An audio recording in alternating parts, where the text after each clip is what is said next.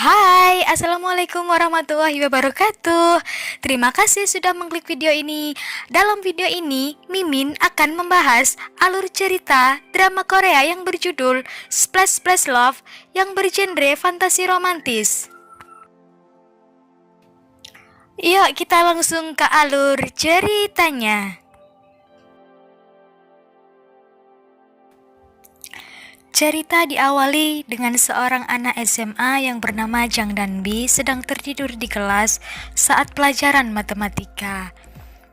Ia begitu membenci pelajaran itu. Ia disuruh maju ke depan dengan mengerjakan suatu soal. Jelas saja Danbi tidak bisa menyelesaikan soal tersebut, dan ia malah dimarahi oleh gurunya. Di malam hari, Danbi sedang bermalas-malasan di rumahnya. Ibunya terus mengomelinya untuk mempersiapkan ujian masuk perguruan tinggi atau biasa disebut dengan ujian SAT. Danbi pun muak karena ibunya terus mengomelinya. Ia langsung pergi keluar untuk mencari hiburan. Danbi pergi ke tempat karaoke untuk menghilangkan stres. Ia pun pergi bersama seorang temannya, sebut saja namanya So. Hari ujian SAT pun tiba, Danbi langsung menyiapkan diri dan bergegas pergi. Sebelum Danbi pergi, ibunya berpesan untuk mengerjakan soal ujian dengan benar, karena jika dia gagal ujian tersebut, maka hidupnya akan hancur.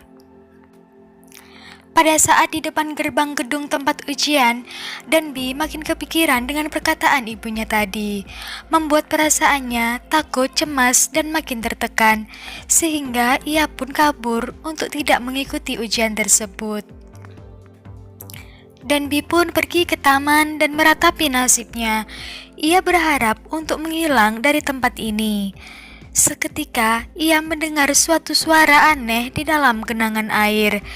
Ternyata genangan air itu membawanya ke zaman Joseon, di mana pada zaman itu Joseon sedang dilanda kekeringan dan wabah penyakit. Sang raja membuat upacara untuk memanggil hujan. Di saat upacara sedang berlangsung, Danbi muncul di dalam bak berisi air di tengah-tengah upacara tersebut. Jelas saja semua orang terkejut melihat Danbi yang tiba-tiba muncul. Sang raja bertanya, "Siapa kamu sebenarnya?" Danbi pun menjawab kalau dia adalah seorang gosam. Pada zaman modern, gosam artinya adalah seorang siswa sekolah menengah. Namun pada zaman kerajaan Joseon, gosam artinya adalah seorang pria yang telah dihukum kebiri. Disinilah awal mula kesalahpahaman terjadi terhadap Jang Danbi. Mereka langsung mengarahkan pedang kepada Danbi. Saat itu pun Danbi sadar bahwa dia sedang berada di dimensi waktu berbeda. Dia langsung menyamar sebagai dewa penurun hujan. Semua orang percaya dan bertunduk kepada Danbi. Melihat kondisi itu, Danbi pun langsung memanfaatkannya dan ia langsung kabur dari tempat upacara tersebut. Danbi sempat menyamar menjadi pegawai kerajaan. Namun penyamarannya tidak berlangsung lama. Ia ditangkap oleh seorang pria yang bernama Pak Yeon. Pak Yeon langsung menyerahkan Danbi ke hadapan raja. Pada saat tertangkap, Danbi hampir dirajam oleh sang raja, karena raja merasa terhina akibat tindakan seorang gosam ini. Namun, Danbi yang cerdik memohon kepada raja untuk mengampuninya. Dan dia akan membantu sang raja untuk mengatasi kekeringan dan kemarau panjang yang berada di Joseon dengan menggunakan ilmu sains dan matematika.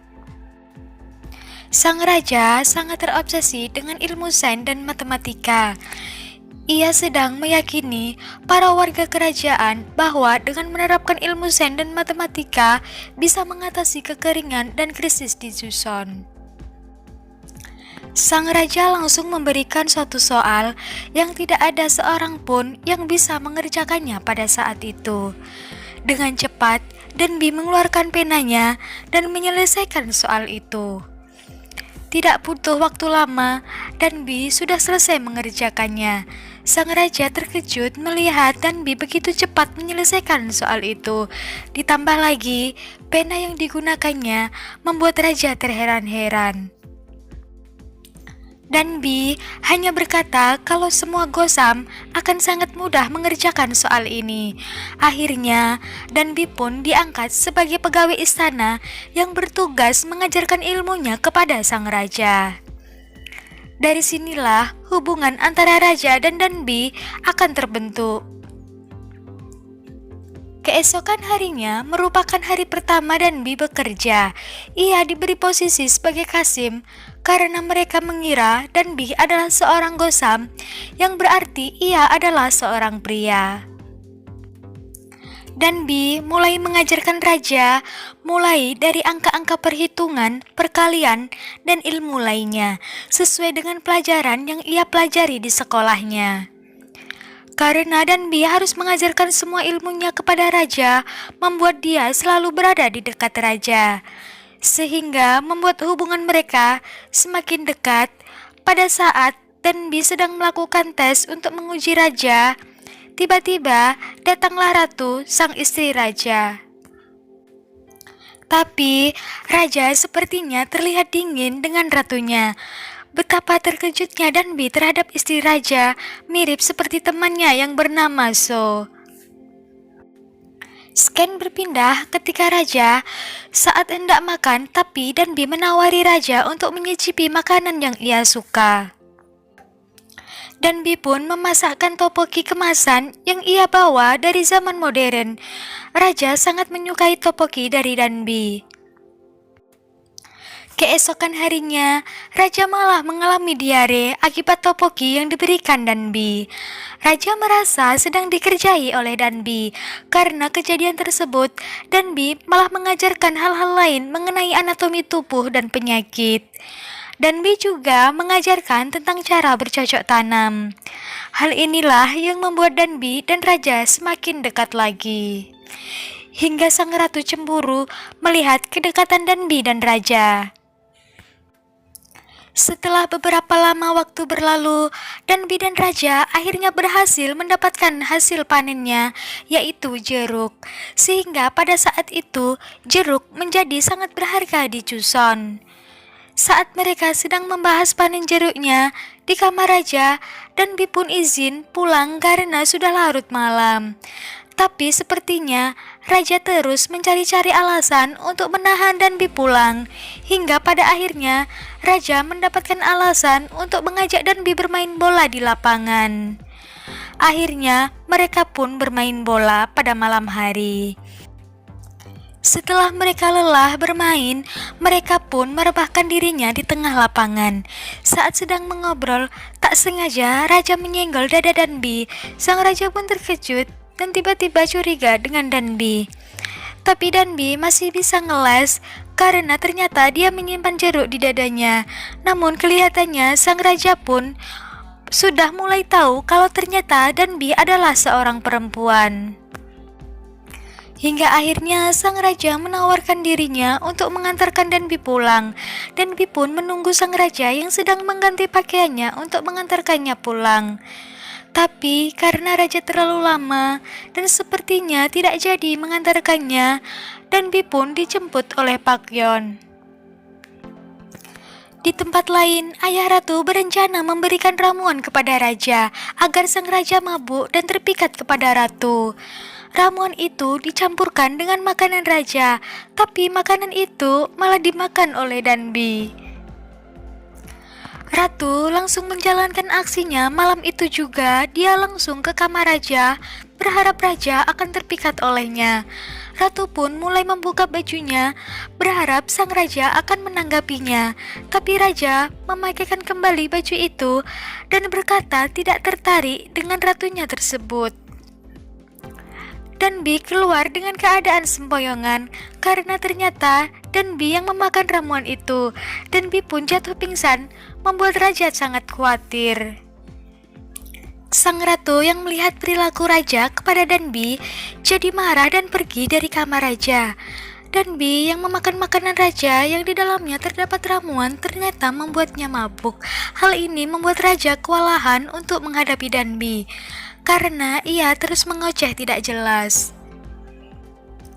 Ketika Danbi sudah tenang, sang raja tak berhenti memandangi Danbi.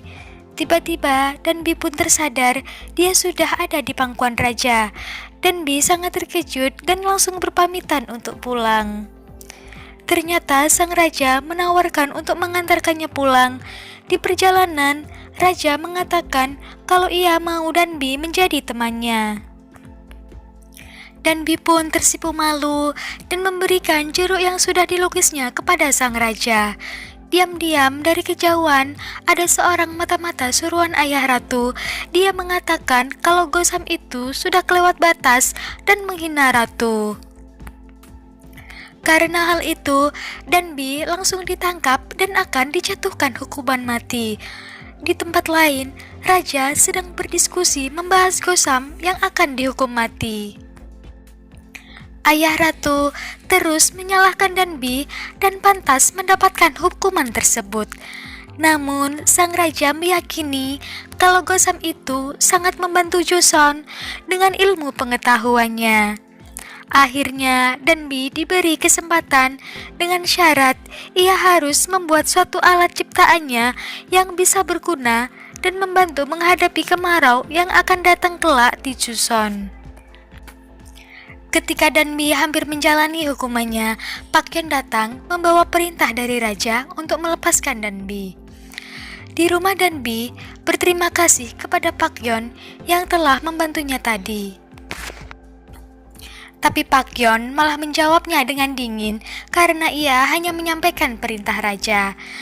Danbi memohon kepada Pak Yeon untuk membantunya sekali lagi dalam menyelesaikan syarat yang diberikan oleh kerajaan. Pak Yeon pun setuju ia membantu Danbi yang sedang merancang alat ciptaannya tersebut. Siang dan malam, Danbi bekerja keras untuk mengerjakan tugasnya tersebut. Di lain tempat, sang raja merasa kesepian. Sepertinya ia merindukan Danbi.